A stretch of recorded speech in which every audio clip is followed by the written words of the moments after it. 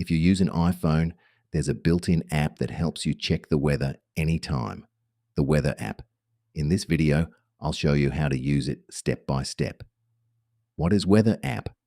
The Apple Weather app is developed by Apple Inc. and provides real-time weather updates, forecasts, and alerts. How to open Weather app. To open the Weather app, 1. Unlock your iPhone. 2. Find the Weather app icon. 3. Tap to open it. How to check current weather. When you open the app, you will see your current location's weather. It shows temperature, condition, and feels like temperature. How to check forecast. You can scroll down to see hourly and 10-day forecasts.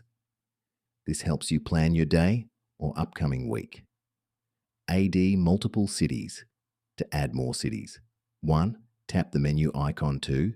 Tap the plus button. 3. Search for a city and add it.